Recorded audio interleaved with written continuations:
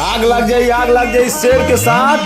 शेरनी ही मजा देवे। आप लोग पूरा वीडियो देखब जा, बहुत बड़ा बवाल वीडियो होके वाला भाई। आप लोग पूरा वीडियो देखी।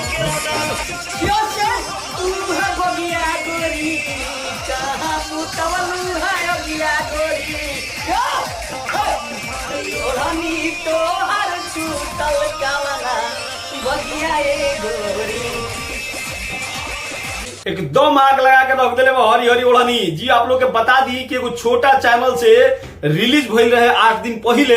आ जब ये रिलीज भइल तो ये कहले नहीं कि गाना बहुत बड़ा बवाल गाना बा।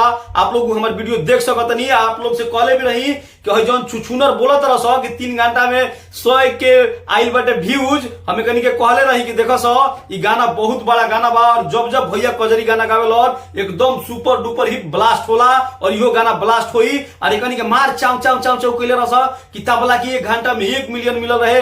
एकरा तो मात्र 37 के मिलल बा। अरे चोट्टा आज ही गाना सुपर डुपर हिट बा। आज 8 दिन में 18 मिलियन व्यू आ गई बा गाना पर। और तबला पर 10 दिन में अभी 19 मिलियन व्यू बा। अब आप लोग सोच लीजा कि तबला के प्रमोशन कोना लेवल पर कल गई रहे और कितना बड़ा चैनल से रिलीज कल गई रहे। और ये हरी हरी ओढ़नी एक छोटा सा चैनल से रिलीज कल गई रहे और इतना बड़ा अचीवमेंट एक 8 दिन में मिल गई बा।